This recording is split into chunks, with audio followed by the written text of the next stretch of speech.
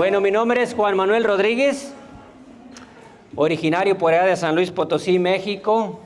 Ya tengo, yo creo que ya como unos más de 20 años, yo creo que aquí en Garland, ¿verdad? Y bueno, pues una trayectoria grande que he estado aquí en esta comunidad, empezando en el grupo de jóvenes, Juventud para Cristo, y obviamente el Señor me tiene aquí en su ministerio apóstol de la palabra.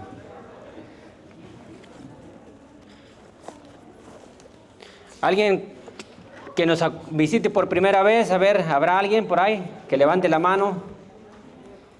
Ah, una hermanita. Bueno, ya son dos. Bueno, un aplauso. Gracias por venir y son bienvenidos aquí hasta a su familia, Apóstoles de la Palabra. Es un ministerio que está al servicio de nuestra Iglesia Católica. Y el día de hoy vamos a compartir un tema buenísimo que se llama Biblia y tradición.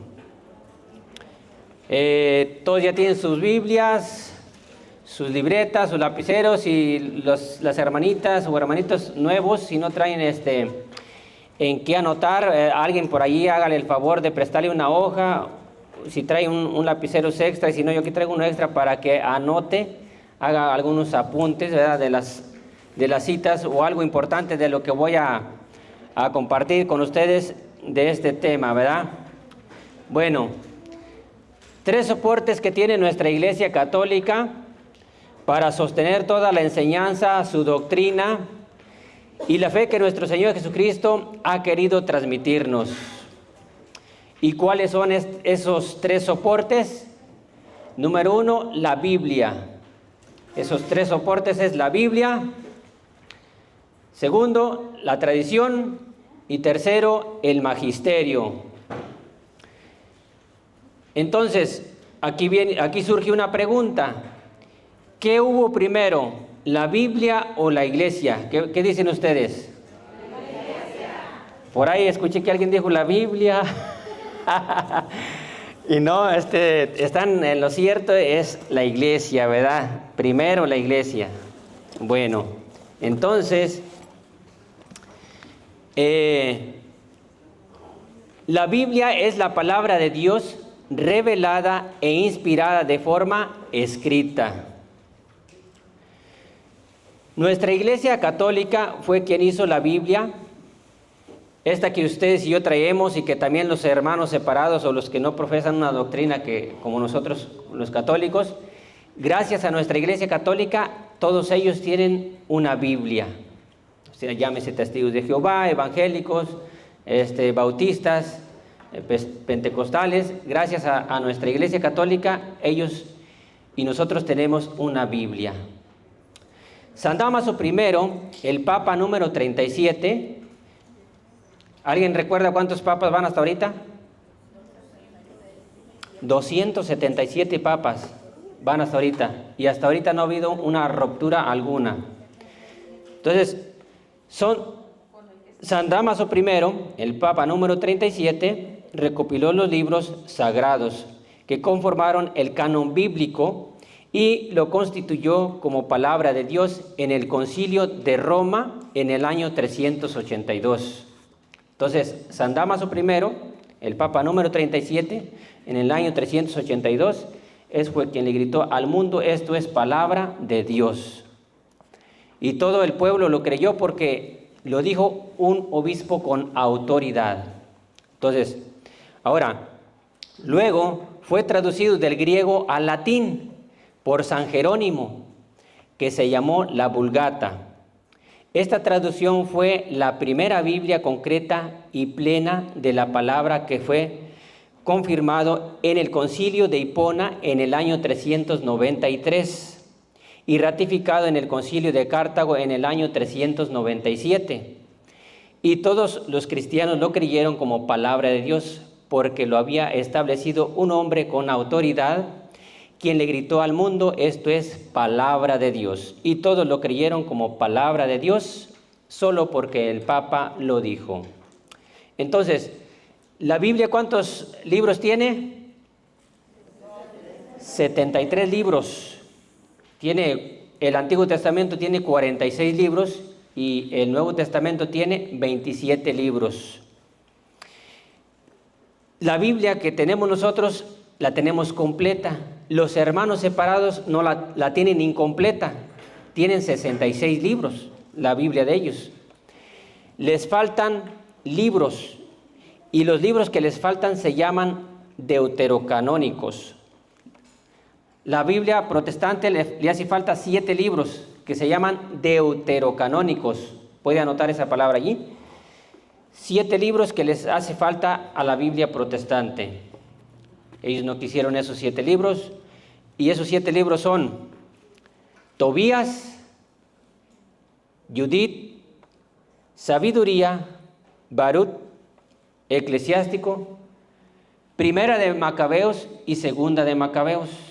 Esos son los 7 libros deuterocanónicos que la Biblia protestante no tiene, que le hacen falta. Lo voy a repetir otra vez. Tobías, Judith, Sabiduría, Baruch, Eclesiástico, Primera de Macabeos y Segunda de Macabeos. Ahora, ¿qué es un concilio? Porque ¿cómo fue que se hizo todo, verdad? ¿Qué es un concilio? Es una convocación de obispos para definir lo que ya existe. Entonces, ellos siempre se reúnen para definir algo que ya está establecido, algo que ya está hecho. Entonces, Esteban Langton, arzobispo de Canterbury, Inglaterra, fue quien dividió la Biblia en capítulos en el año 1526, tanto del Antiguo y Nuevo Testamento. Entonces, San Esteban fue el arzobispo. Él fue el que se encargó de ponerle capítulos a ese libro llamado Biblia, ponerle los versículos que vemos nosotros, ¿verdad? Porque antes era una sola plana, un solo libro que no tenía, pues como ahora sí que por dónde empezar ni nada de eso, ¿verdad? Entonces hoy tenemos la Biblia completa con capítulos y versículos, dónde parar, dónde continuar y todo eso, viene ya totalmente terminada. Entonces, Santo Spagnino, judío converso, después dominico, originario de Lucca, Italia, dedicó 25 años a su traducción de la Biblia, publicada en 1527, y fue el primero en dividir el texto en versículos. Entonces aquí tenemos los dos, San Esteban, que la dividió en capítulos, y San Spagnino, judío converso, que la dividió en versículos, y tardó 25 años para que nuestra Biblia esté dividida en versículos, ¿verdad? Entonces no fue tan fácil que digamos que de la noche a la mañana ya la Biblia esté completita con sus versículos, no. Se llevó mucho tiempo, 25 años, para que la Biblia tenga versículos, ¿verdad? Tanto como San Esteban, que también le puso los capítulos, o sea, cuánto tiempo no tardó ese arzobispo para poder ordenar la Biblia en capítulos, ¿verdad? Y así de esa manera hasta el día de hoy tenemos ya lo que es la Biblia completa. Entonces, ¿es importante la iglesia? Sí. ¿Es importante la Biblia? Sí.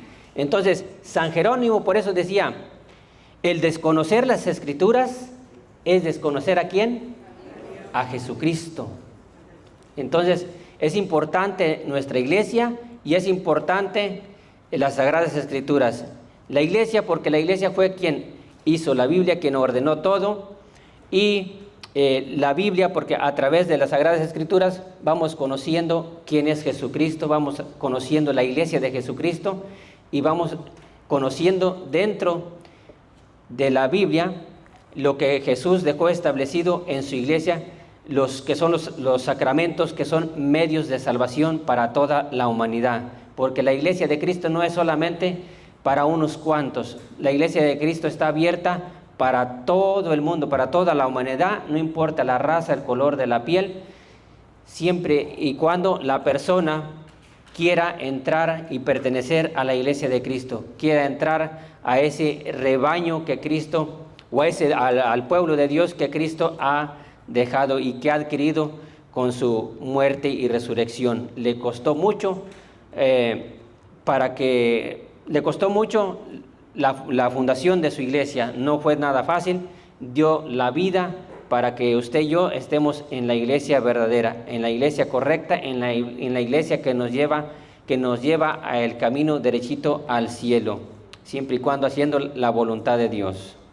Entonces, cada vez que ustedes y yo nos reunimos, como lo estamos haciendo en estos momentos, estamos recibiendo una catequesis, y esa catequesis nos deja 3 cosas. Número 1, te informa, o sea, nos informa. Número 2,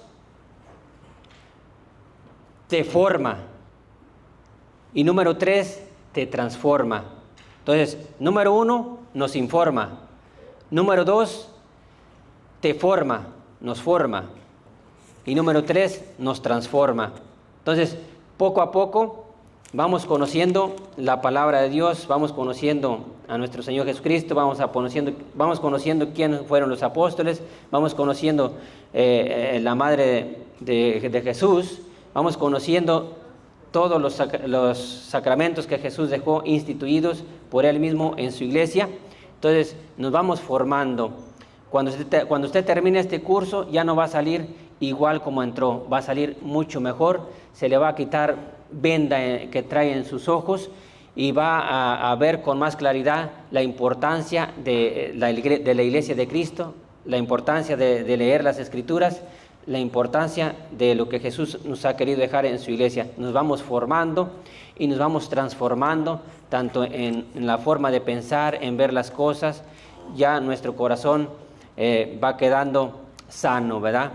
Entonces, ¿qué es la revelación? Para los que tengan el libro, vamos a usar el libro chico. La respuesta está en las Escrituras, ese es el libro chico. Y vamos a pasar allí a la página 31, para los que traigan. Bueno, yo traigo ya, creo que esta es la nueva edición. Así está, la respuesta está en las Escrituras. El otro viejito creo que no está todavía actualizado, pero de igual manera ahí viene una parte importante. Entonces vamos a pasar a la página 31. Al inicio dice, ¿ya todos están en la página?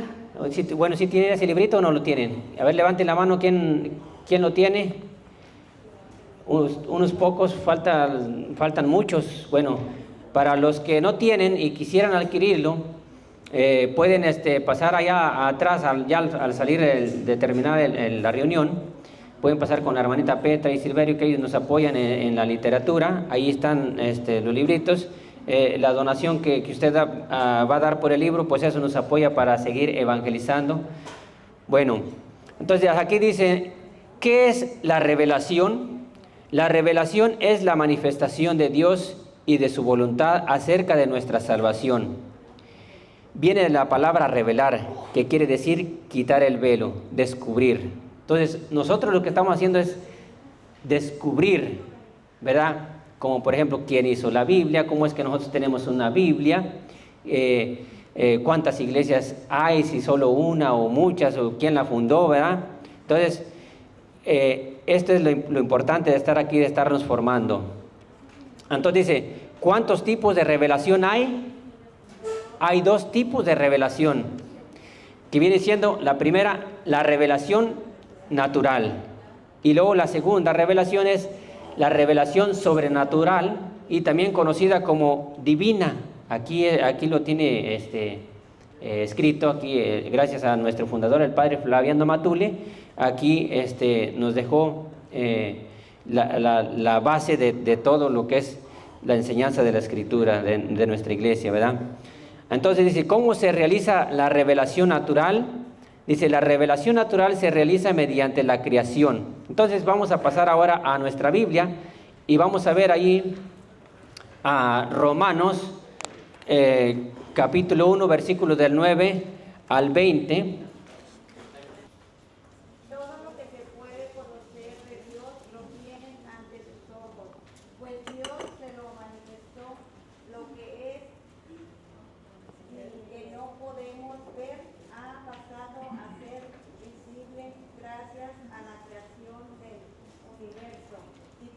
Obras captamos algo de su eternidad, de su poder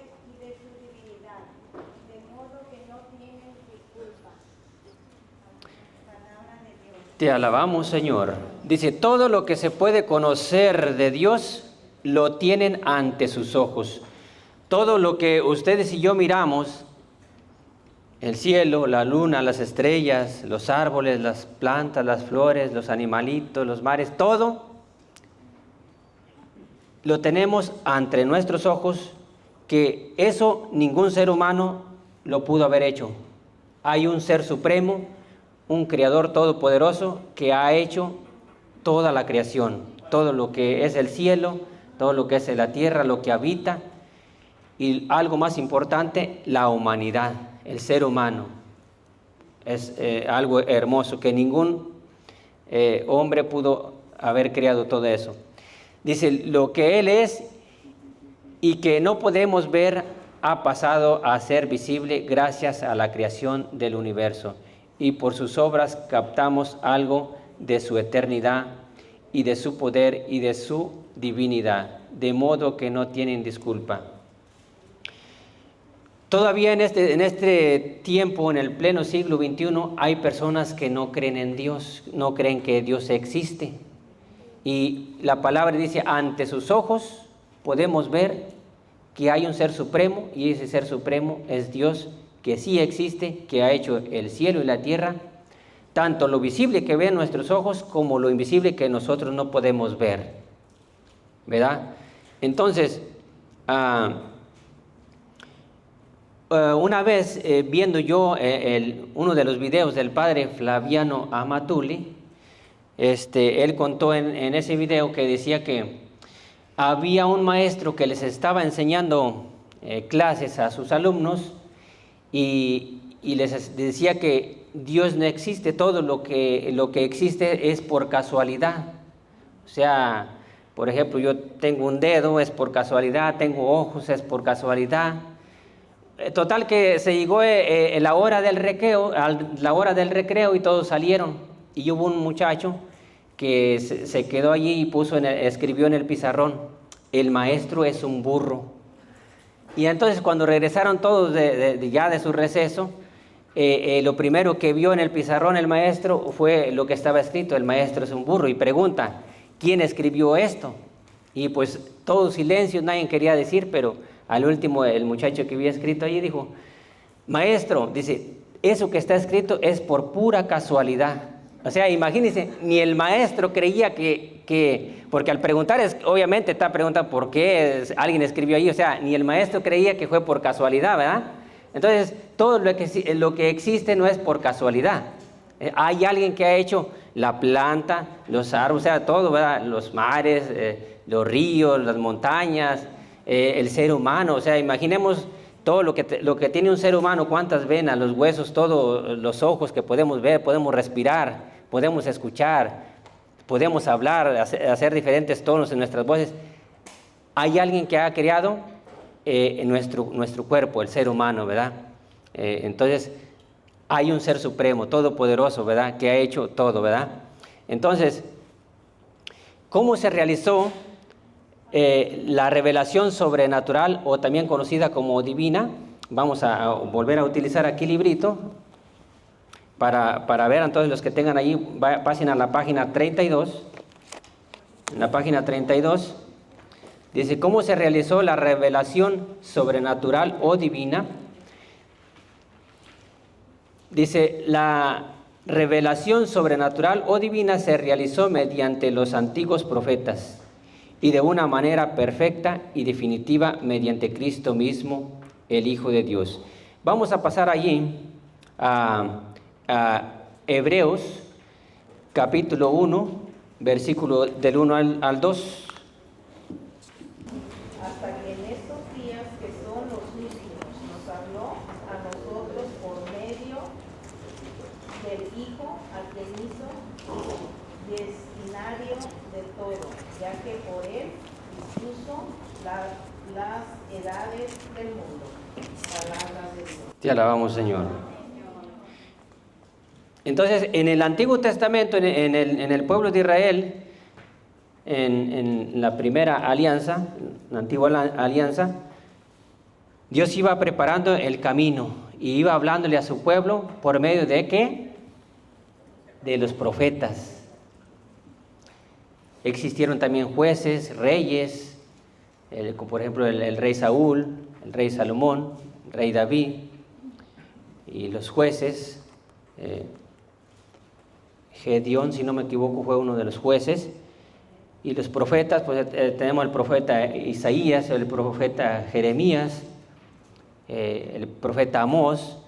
Entonces, Dios habló a través de esos hombres, obviamente inspirados por Dios, y hablaba a su pueblo. Cuando el pueblo de Dios se equivocaba, les mandaba un profeta para corregirlos y enderezarlos al camino correcto. Y todo estaba bien, y luego otra vez el pueblo de Dios le fallaba al Señor, y otra vez les mandaba otro profeta para enderezarlos otra vez de nuevo. ¿Y qué dice ya el segundo versículo? Dice: hasta que en estos días, que son los últimos, nos habló a nosotros por medio del Hijo. Entonces, ya a nosotros nos habló por medio de ¿quién? De su Hijo. O sea, Dios nos habló a nosotros por medio de su Hijo Jesús. Nos habló, ya conocemos, por ejemplo, que Jesús nació de María, y que es virgen, y que Jesús se sometió a la ley antigua para cumplir todo, ¿verdad? Conocemos que Jesús murió y resucitó al tercer día. Antes de eso conocemos que Jesús, cuando ya se hizo público y le habló al pueblo, y que escogió, llamó a los 12 apóstoles, y que fundó su iglesia, y que de esos 12 escogió a uno, que fue a Pedro, y así sucesivamente ya conocemos quién es Jesús, ¿verdad? Entonces, Jesús nos habló a nosotros, a toda la humanidad que existe hasta el día de hoy, en este pleno siglo XXI. Nos ha hablado Dios a través de su Hijo. Sabemos que a través de su Hijo existe la muerte, pero también existe la vida eterna. Hay vida en nuestro Señor Jesucristo. Bueno,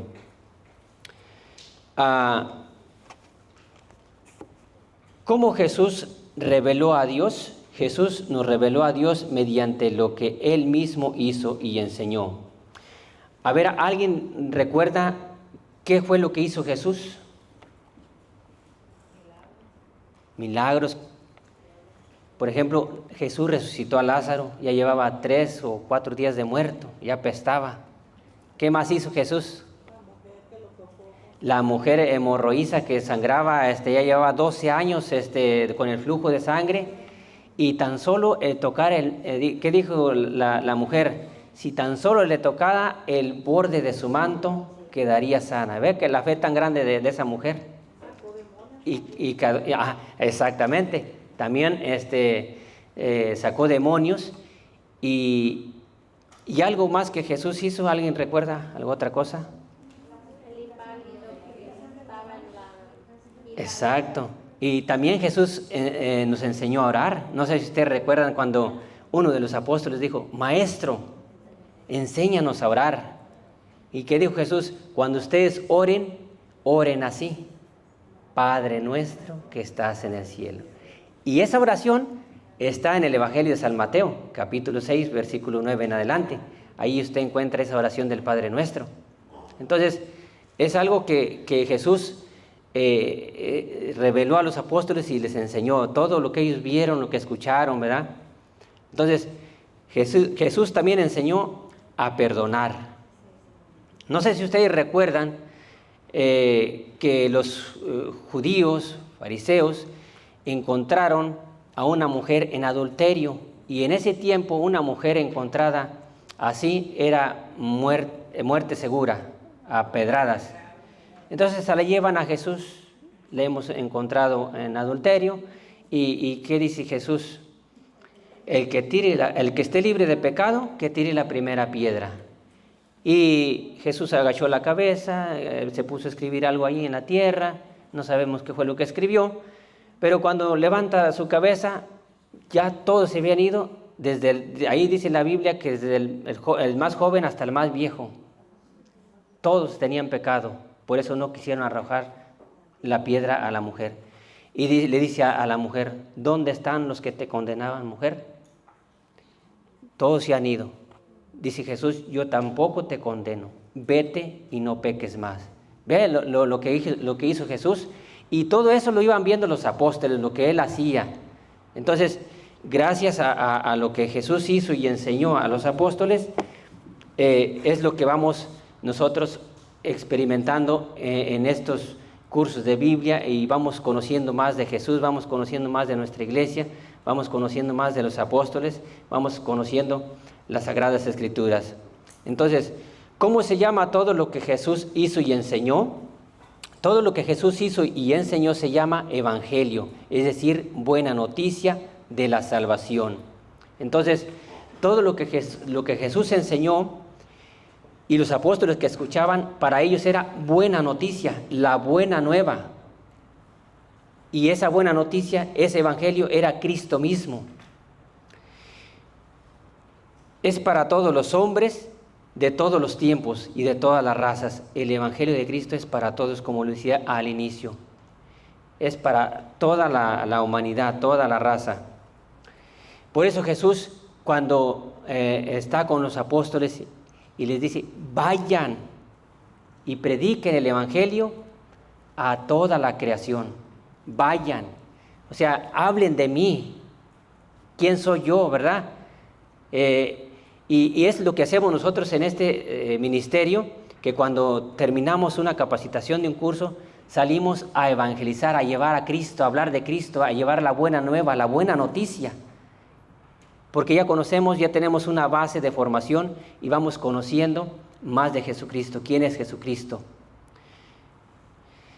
Entonces, y Jesús les encargó esto a sus apóstoles y a sus sucesores como pastores de la iglesia, que él fundó personalmente. Ahora vamos a pasar a otra cita bíblica, que es en San Mateo, capítulo 28 y versículos del 18 al 20. Si alguien lo puede leer, se pone de pie y lo lee en voz alta. San Mateo capítulo 28, versículos del 18 al 20.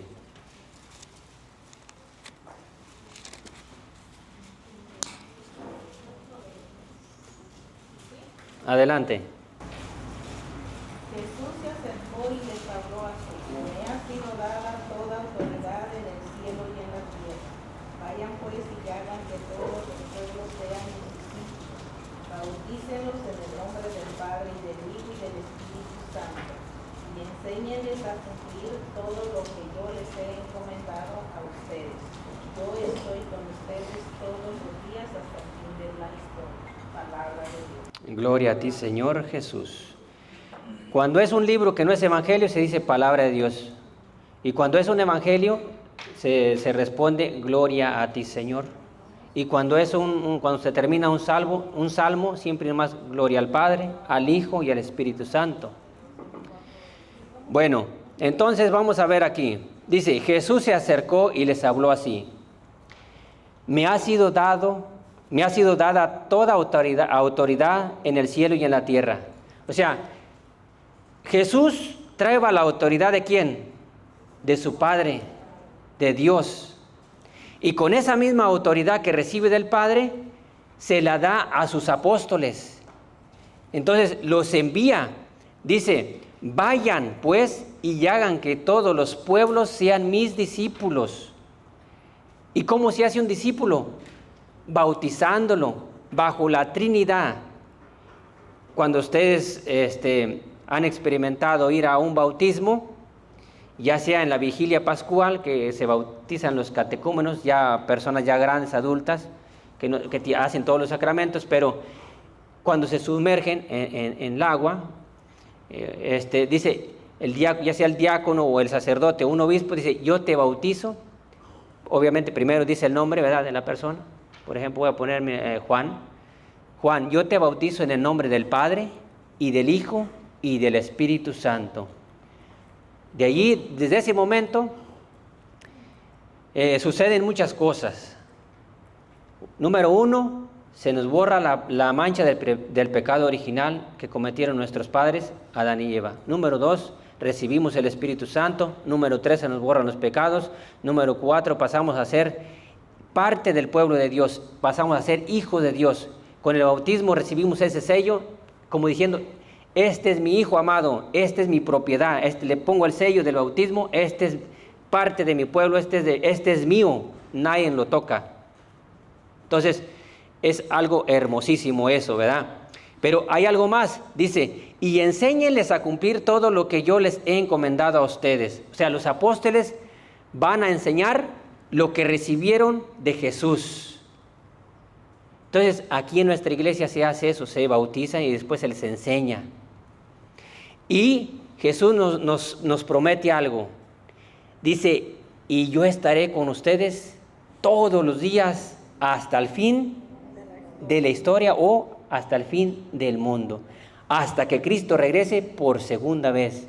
Pero la segunda vez ya no va a venir a ser crucificado, a dejarse crucificar. La segunda vez va a venir a separar los buenos de los malos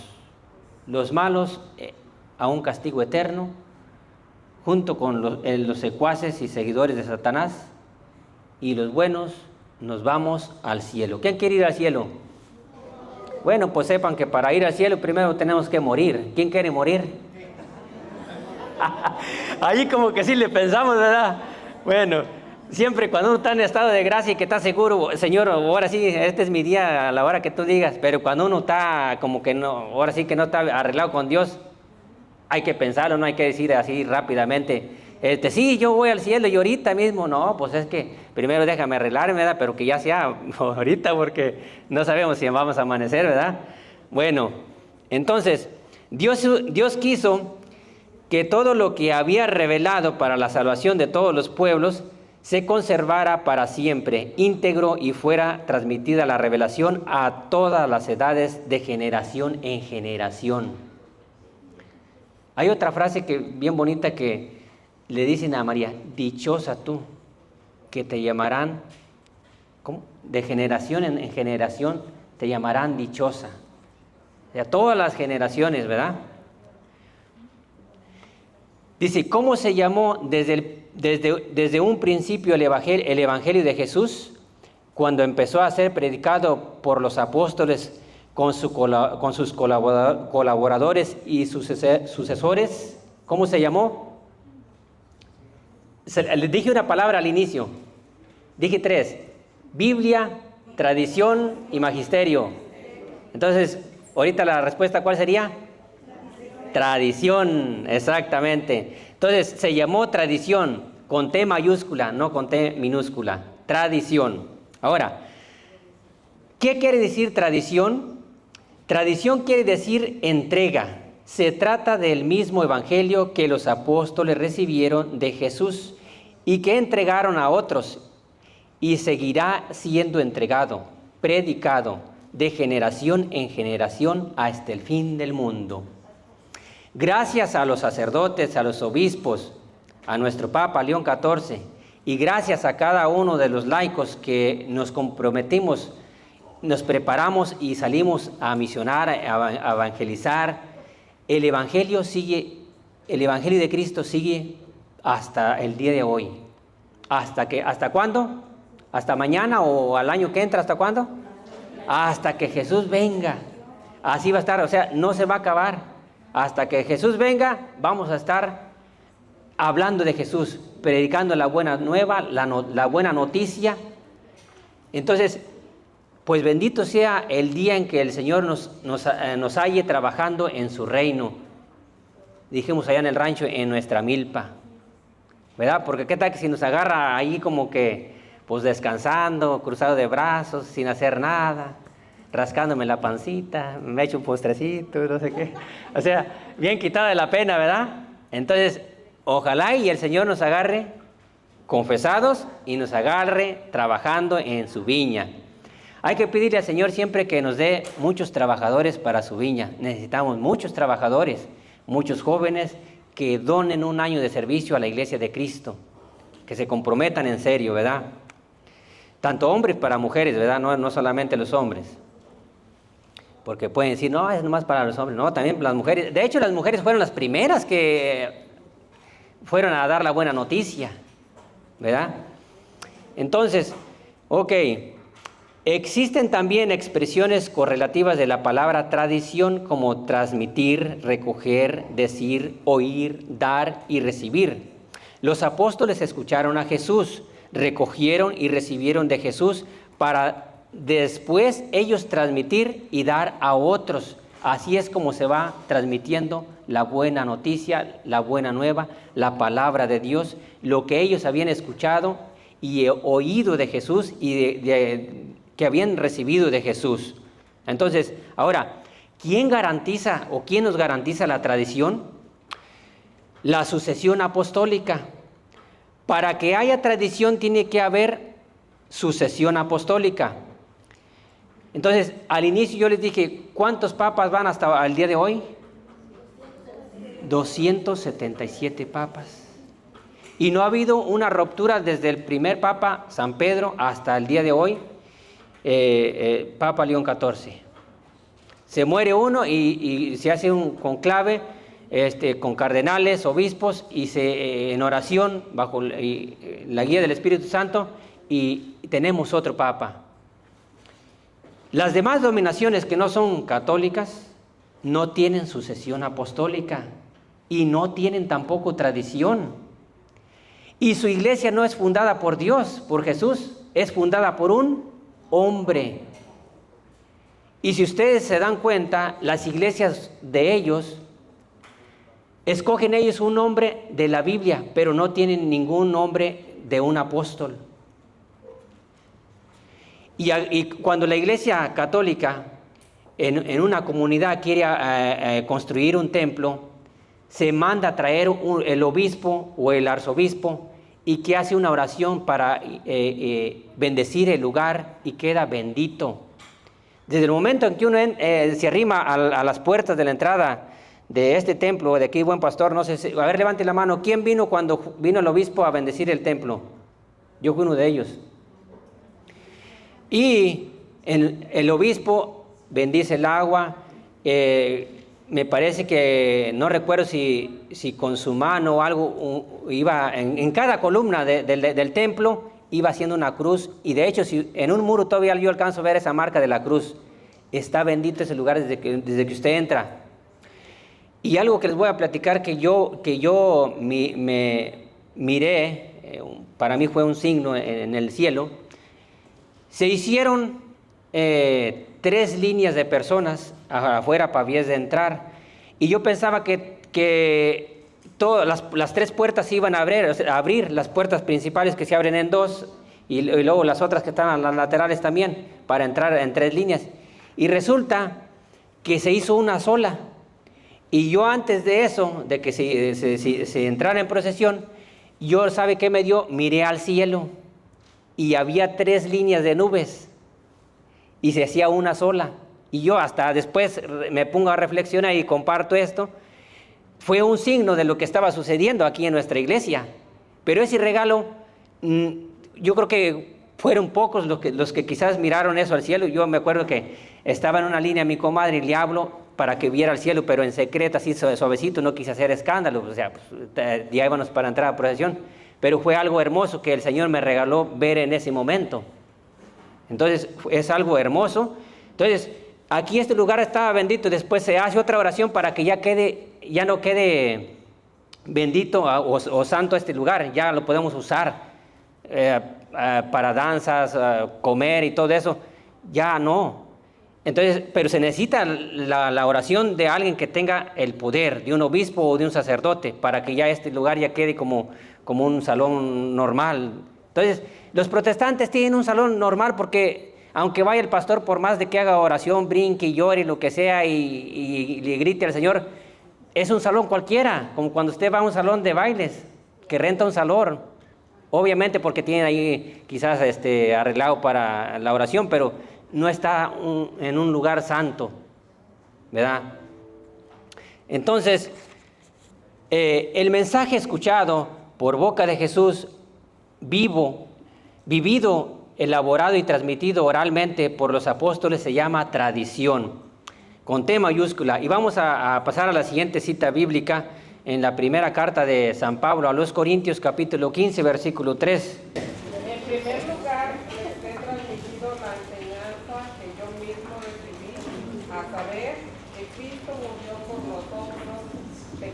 por nuestros pecados, tal como lo dicen las Escrituras. Gracias, hermanita. Dice, en primer lugar, les he transmitido esto, tal como yo mismo lo recibí, que Cristo murió por nuestros pecados, como dicen las Escrituras. Esto es lo que predicaba San Pablo cada vez que iba a visitar una comunidad. En este caso aquí habla de la comunidad de Corinto, y les decía eso. En primer lugar les he transmitido esto, tal como yo mismo lo recibí. Así como Él lo recibió de los apóstoles, Él mismo lo va a dar, Él mismo lo va a transmitir. Entonces, así es como se va transmitiendo de generación en generación la buena nueva, la buena noticia a Jesús que ha resucitado, ¿verdad? Y Él les predicaba un Jesús que ha muerto, pero que ha resucitado, ¿verdad? Por eso decía San Pablo en el tema que le dieron de la cruz, muchos se escandalizan cuando hablan de la cruz, ¿verdad? Pero ¿qué decía? La cruz para nosotros, los católicos, es poder de Dios, exactamente. Entonces, él iba predicando un Jesús que fue crucificado, que fue muerto y que resucitó al tercer día, según las Escrituras. Y iba enseñando eso y transmitiendo todo lo que había recibido. Ahora, ahí en esa misma carta de San Pablo, vamos a regresar ahora para atrás en el capítulo 11. En el capítulo 11, versículos 23 y 24. ¿Alguien más por allí que lo tenga y que lo quiera leer? Nomás se pone de pie y lo lee en voz alta. Primera carta de San Pablo a los Corintios, capítulo 11, versículos del 23 al 24. Adelante, hermana. Yo he recibido del Señor lo que a mi vez les he transmitido. El Señor Jesús, la noche en que fue entregado, tomó pan. Y después de dar gracias, lo partió diciendo: esto es mi cuerpo, y es entregado por ustedes. Hagan esto en memoria mía. Palabra de Dios. Te alabamos, Señor. Dice San Pablo, yo he recibido del Señor lo que a mi vez les he transmitido. El Señor Jesús, la noche en que fue entregado, tomó pan. Entonces, San Pablo recibió eso de los apóstoles y San Pablo iba predicando lo que él había recibido. Que Jesús, en la noche en que fue a orar y que fue a decir lo que es que hizo la institución de la Eucaristía, el vino y el pan, y que dijo: este es mi cuerpo que se entrega por ustedes, cuando levantaba el pedacito de pan, y cuando levantaba la copa de vino: este es mi sangre. Entonces, y dice: y hagan esto en memoria mía. Entonces, nuestra iglesia hasta el día de hoy, cada sacerdote, cada obispo, cuando hace esa oración, dice esas palabras: el pan y el vino se consagra. En ese momento es Cristo que está allí, aunque usted y yo no lo veamos, pero Cristo está allí en ese pedacito de pan. Tan solo por esas palabras que el sacerdote dice. Un pastor de otra denominación que no es católico no tiene ese poder que un sacerdote católico tiene en nuestra iglesia. Nosotros estamos en la iglesia correcta, en la iglesia verdadera, que tiene las Sagradas Escrituras, que nos enseña quién es Jesucristo y que tiene poder para atar y desatar, y que nos enseña el camino para ir al cielo, y que nos da las fuerzas para salir y hablar de Él, para ir a hablar de Él también con poder, ¿verdad? con fuerzas, con valentía, nos da esas ganas de ir a salir a evangelizar, como lo hacemos nosotros en este su ministerio. Ahora voy a leer, anote allí, Catecismo de la Iglesia Católica, abreviación es CDC, y eso quiere decir Catecismo de la Iglesia Católica, en el numeral 84. Y vamos a ver qué dice allí. Simplemente nomás anote, porque si no trae el diccionario, no me puede seguir, pero en su casa usted lo puede leer. Catecismo de la Iglesia Católica, numeral 84. Dice, el depósito sagrado de la fe, depositum fidei, contenido en la sagrada tradición y en la sagrada escritura, fue confiado por los apóstoles al conjunto de la Iglesia. Fiel ha dicho depósito, todo el pueblo santo, unido a sus pastores, persevera constantemente en la doctrina de los apóstoles y en la comunión, en la fracción del pan y en las oraciones, de modo que se cree una particular concordia entre pastores y fieles en conservar, practicar y profesar la fe recibida. Entonces, mire qué bonito. Los obispos, los sacerdotes, los fieles y todos nos congregamos para la fracción del pan, ¿verdad? Para recibir el cuerpo de Cristo. Y todos profesar esa fe que hemos recibido de nuestros apóstoles. Entonces, para quien no alcanzó a notarlo, es en el Catecismo de la Iglesia Católica, numeral 84. Ya cuando usted tenga su tiempo en su casa, le pasa y le da una vista, y ahí hay mucho que leer. Ahí le va a hablar, si quiere seguir continuando a leer otros, otros numerales relacionados a la Biblia y tradición, ahí le va a ir mostrando. Vamos a pasar a la siguiente cita bíblica. Primera carta de San Pablo a Timoteo, capítulo 3, versículo 15. Quien lo tenga por allí. Está adelante de Corintios, perdón. Primera carta de San Pablo a Timoteo, capítulo 3, versículo 15. Sí, primera carta de San Pablo a Timoteo, capítulo 3, versículo 15. La que ya pasó a leer alguna lectura, ya dele la oportunidad a alguien más, por favor. Pero si me demoro, para que sepas cómo debes portarte en la casa de Dios, que es la iglesia de Dios vivo, pilar y base de la verdad. Palabra. Te alabamos, Señor. ¿Qué dice San Pablo aquí? Dice, cuando San Pablo iba a predicar a una comunidad, pero ya una vez que terminaba y se iba a otra comunidad, él les decía, pero si tardo, para que sepan cómo hay que portarse en la casa de Dios. Y dice, en la casa de Dios vivo. O sea, nosotros tenemos una casa donde habita un Dios vivo, poderoso. Y luego, ¿qué dice? Más adelantito dice,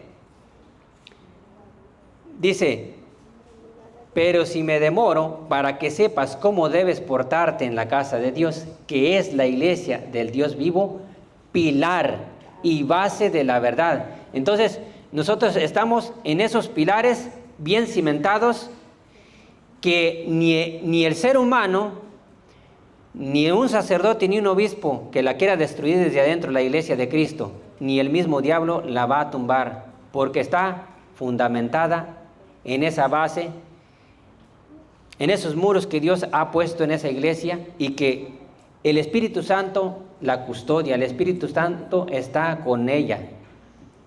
Entonces es base, columna y base de la verdad.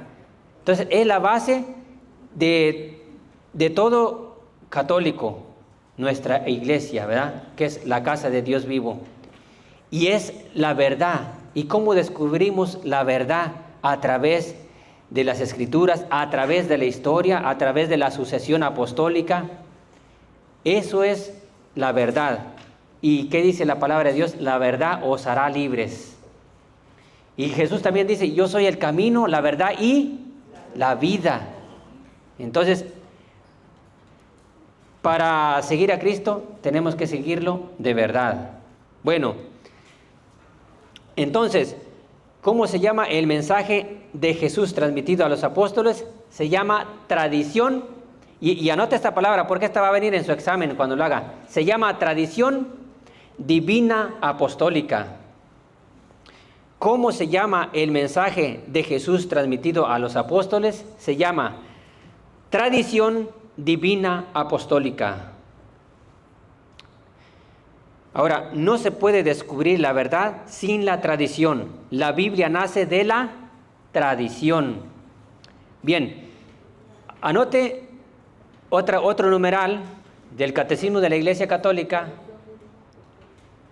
111. 111. Numeral, o sea, el Catecismo de la Iglesia Católica, numeral 111. ¿Ya lo anotaron? 111. 3 unos. CDC, Catecismo de la Iglesia Católica, numeral 111. Y dice: pero dado que la Sagrada Escritura es inspirada, hay otro principio de la recta interpretación, no menos importante que el precedente, y sin el cual la Escritura sería letra muerta. La Escritura se ha de leer e interpretar con el mismo espíritu con que fue escrita. El Concilio Vaticano II señala 3 criterios para una interpretación de la Escritura conforme al espíritu que la inspiró. Número 1, prestar una gran atención al contenido y a la unidad de toda la Escritura. Número 2, leer la Escritura en la tradición viva de toda la Iglesia. Número 3, estar atento a la analogía de la fe. Por analogía de la fe, entendemos la cohesión de las verdades de la fe entre sí y en el proyecto total de la revelación. ¿Ve lo importante de leer las Sagradas Escrituras?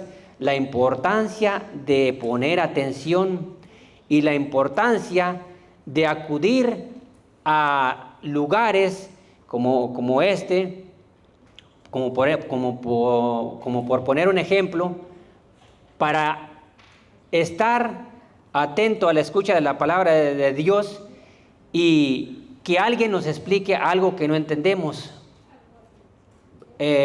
Por eso, allá, si no me equivoco, en Hechos de los Apóstoles, el eunuco que iba leyendo la Biblia y que le preguntan pues, que si entendía algo de la Biblia, dice, no, pues, pero si alguien me la explica, pues, o no hay quien me la explique, pero si alguien me la explica, pues sí la entiendo. Entonces, es por eso que tenemos el magisterio de la Iglesia, tenemos a nuestros pastores, a nuestros obispos, tenemos laicos preparados que toman cursos, que nos pueden ayudar a nosotros a conocer más de nuestra Iglesia, que no nomás yo agarre la Biblia así nomás porque sí, y quizás hasta yo mismo me puedo decir, ahí donde labra y a ver qué el Señor qué es lo que me dice, pero que dice palabras difíciles de entender en las Sagradas Escrituras, y ahí están las palabras difíciles donde usted puede adquirir ese libro y usted va a ir viendo cuáles son esas palabras o frases difíciles de entender, y ahí está la explicación. Ahora, ¿qué era antes la Biblia? Era la tradición. Y cuando se escribió la Biblia, no todo fue escrito. Vamos a ver con las Sagradas Escrituras. San Juan capítulo 21, versículos del 24 al 25. Evangelio de San Juan, capítulo 21, y versículos del 24 al 25. Alguien que no ha pasado a leer la palabra de Dios, si lo quiere leer, aproveche ahorita, es su turno. Es su turno. Póngase de pie y diga yo mero, diga yo. San Juan capítulo 21, versículos 24 al 25. No le dé pena, usted diga, yo quiero ser el de los primeros, aviéntese. Adelante, hermano, allá está el hermano. Este es el mismo discípulo que testimonio de estas cosas que las ha escrito. Y nosotros sabemos que dice la verdad. Jesús hizo también otras muchas cosas si se escribían una por una. Creo que no habría lugar en el mundo para tantos libros. ¡Wow! ¡Qué hermosa palabra! Lo voy a leer, dice. Este es el mismo discípulo que da testimonio de estas cosas. ¿Quién es ese discípulo? Juan, el discípulo más amado de Jesús, el que se recostó en su corazón, en su pecho. Ese es el que está escribiendo cuando estaba allá preso en la isla, y escribió lo que es el Evangelio de San Juan y escribió el Apocalipsis. Dice, este es el mismo discípulo que da testimonio de estas cosas y que las ha escrito aquí. Nosotros sabemos que dice la verdad. Jesús hizo también otras muchas cosas. Si se escribiera una por una, creo que no habría lugar en el mundo para tantos libros. Imagínense la inmensidad que tiene el mundo, que obviamente no, yo no le conozco yo creo que ni una pizquita así de lo que abarca todo el mundo. Pero imagínense cuántos libros habría que no cabrían en el mundo. O sea, demasiados libros. ¿Por qué? Porque fue mucho lo que Jesús hizo, fue mucho lo que Jesús habló, y fue demasiado que no cabría en el mundo para hacer tantos libros. En lugar de libros, en lugar de gente habría libros, porque no habría lugar. La iglesia solamente recopiló lo más importante, lo básico. ¿Para qué? Para nuestra salvación. Ese es lo básico. Tenemos el manual derechito para ir al cielo. Cuando usted compra un refrigerador o cualquier objeto, viene un manual para que usted lea las instrucciones y sepa cómo funciona lo que usted compró. Aquí en nosotros, aquí está el manual más grande, que es la Sagrada Escritura, para que sepamos. Ya conocemos el pecado, ya conocemos lo que es lo malo. Si pecamos es porque nosotros queremos y porque propia voluntad, por nuestra propia voluntad lo hacemos. Pero también sabemos que si nos arrepentimos, sabemos a dónde ir. ¿A dónde hay que ir? ¿A dónde hay que correrle? Sin demora. Al confesionario, a buscar al sacerdote. ¿Para qué? Para que borre esos pecados porque me dejé llevar por la carne, caí. Pero dice San Pablo, lo importante no es caer, lo importante es levantarnos. Hay una frase que San Pablo decía, creo que lo tengo anotado aquí, ahorita que se me vino a la mente y no sé que se me vaya a borrar, después no se las voy a poder compartir. Híjole, no sé si la tengo aquí, a ver, vamos a ver. En el otro libro, a ver, vamos a ver. Porque es una frase muy bonita que me gustaría compartirla. Dice San Juan Pablo II, dice, y anótela. Para ver a Jesús, anote allí, para ver a Jesús, primero necesitamos permitir que Él nos vea a nosotros. Si usted y yo no permitimos que Jesús nos mire a nosotros, Jesús no puede hacer nada. San Juan Pablo II decía, para ver a Jesús, primero necesitamos permitir que Él nos vea a nosotros. Si nosotros no permitimos que Jesús nos vea, ¿cómo vamos a ver a Jesús si estamos con una venda en los ojos, con una viga en los ojos, que no nos permite ver a quién? A Jesús. Entonces, primero necesitamos dejarnos, doblar rodillas, ser humildes y dejar que Jesús obre en nosotros, dejar que Jesús nos vea a nosotros.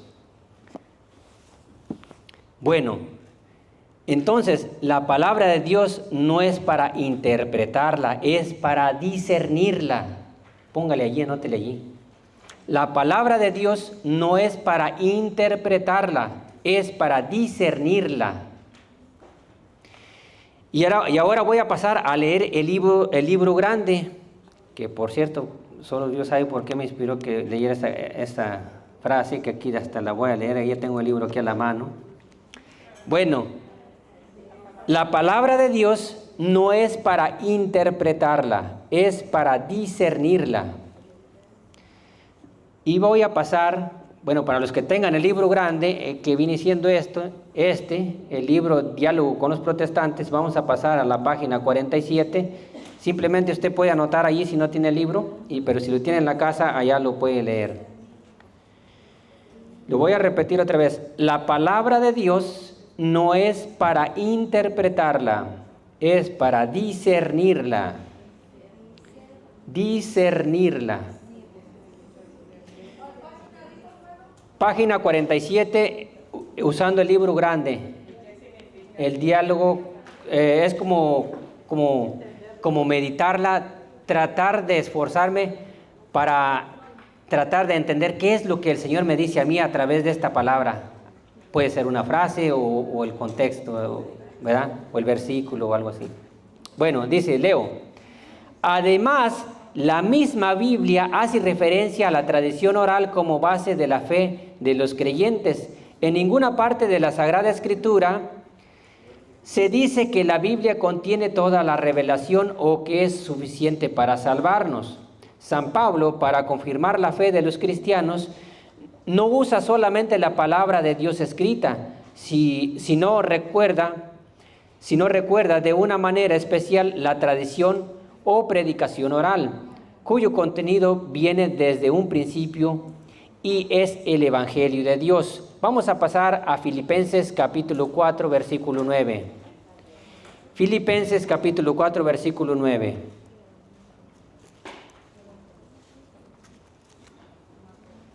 Filipenses capítulo 4, versículo 9. Estoy un poco apresurado porque el tiempo apremia. Filipenses, el que yo lo encontró, se pone de pie y lo lee. Filipenses capítulo 4, versículo 9. Pongan en práctica todo lo que han aprendido, recibido y oído de mí, todo lo que me han visto hacer, y el Dios de la paz estará con ustedes. Palabra de Dios. Te alabamos, Señor. Dice, todo lo que han aprendido, recibido y oído de mí, todo lo que me han visto hacer, háganlo. Exacto. Entonces dice aquí, fíjense bien, no dice San Pablo, hagan solamente lo que les he escrito. Hagan solamente lo que les escribí. Lo voy a repetir. No dice San Pablo, hagan solamente lo que les escribí. San Pablo habla de un sentido más amplio, refiriéndose a todo lo que les transmitió. Entonces, San Pablo no les dice, hagan lo que yo les escribí, lo que yo escribí, sino que dice, hagan todo aquello lo que yo he recibido, y lo recibió de los apóstoles, todo lo que recibió, toda la doctrina. Y vamos a pasar a otra cita bíblica, segunda carta de San Pablo a Timoteo. Y esta cita que viene, la nota le pone un apunte ahí que es para el examen, estudiar para el examen. Es segunda carta de San Pablo a Timoteo, capítulo 2, versículo 2. Como quien dice, son 3:2. Segunda carta de San Pablo a Timoteo, y es para el examen. Ok, segunda de Timoteo, capítulo 2, versículo 2. Y esta ya lo leo aquí.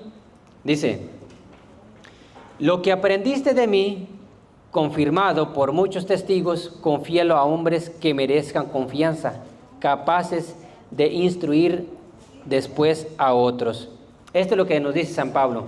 Entonces, cuando usted termine de este curso, usted y yo, podemos enseñar a otros. Los que son padres de familia pueden enseñar a sus hijos lo que ustedes están recibiendo, lo que ustedes están aprendiendo de este curso, y pueden enseñar a otros, ya sea a su familia o a sus amigos, o pueden dar ya razón de nuestra fe.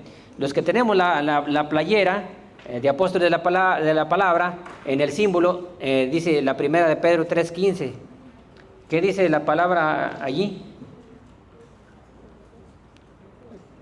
Primera carta de San Pedro 3:15. ¿Qué dice? Estén dispuestos a dar razón de nuestra fe, ¿verdad?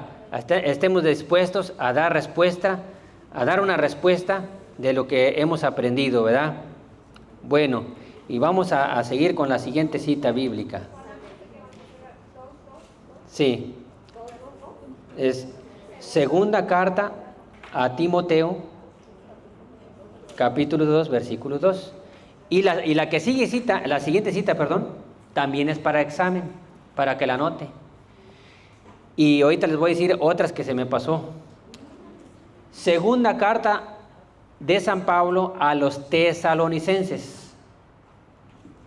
Pone un 2 primero y luego abreviación TES, que dice tesalonicenses, capítulo 2, versículo 15. Y también es para el examen, para que le ponga allí examen. Mucho estudio ahora sí. Segunda carta de San Pablo a los tesalonicenses, capítulo 2, versículo 15. Segunda carta de San Pablo a los tesalonicenses, capítulo 2, versículo 15. Salud. Dice: aquí vemos cómo la tradición oral primitiva sigue transmitiéndose de viva voz o por escrito, teniendo la misma importancia las dos formas de transmisión. En realidad, una vez que se escribió el Nuevo Testamento, no se consideró acabada la tradición, como si estuviera contenida completamente en la Escritura. Esta es una idea que surgió entre los protestantes. Unos 1500 años después, la Biblia nos dice esto.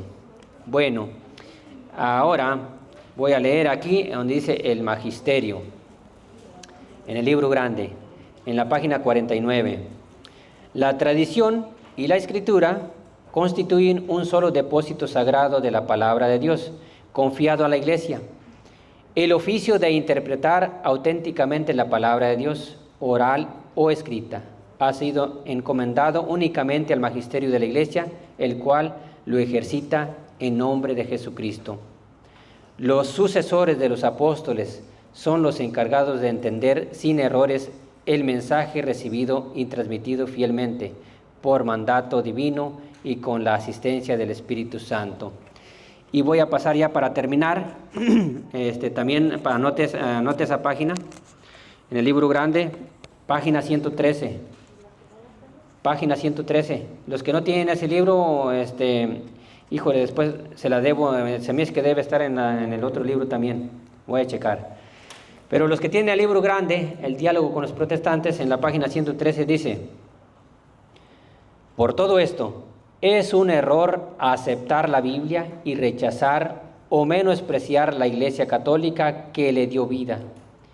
Si se acepta la Biblia, tanto más se tiene que aceptar la autoridad de la Iglesia Católica, que formó y reconoció el Nuevo Testamento como palabra de Dios. Es un absurdo querer poner la Biblia como autoridad suprema en el campo de la fe. Hay que reconocer que primero está Cristo, después la Iglesia y después la Biblia, y no al revés. No haber entendido esto ha causado muchas divisiones, favoreciendo el diferentismo religioso. Bueno, hasta ahí termino. El tema no me dio el tiempo para más, pero ojalá y les haya gustado, y quiero cerrar con una oración. citando algo que dijo San Pío de Pietrelcina. En el nombre del Padre, y del Hijo, y del Espíritu Santo. Amén. Gracias, Señor, por este momento que nos has permitido a cada uno de nosotros estar aquí, escuchando tu palabra, escuchando tu mensaje, y que sabemos que por medio del Espíritu Santo tú nos vas guiando, nos vas abriendo el entendimiento, nos vas dando la sabiduría, nos vas abriendo los ojos, nos vas quitando la venda y vamos viendo con esos ojos espirituales, vamos viendo ya con ese corazón limpio, que tu palabra nos va transformando. Dice San Pío de Pietrelcina, y esto yo creo que a más de alguno de nosotros, ojalá y todos, digamos esta frase: mi pasado, Señor, lo confío a tu misericordia. Mi presente a tu amor. Y mi futuro, Señor, a tu divina providencia. En el nombre del Padre, y del Hijo, y del Espíritu Santo. Amén.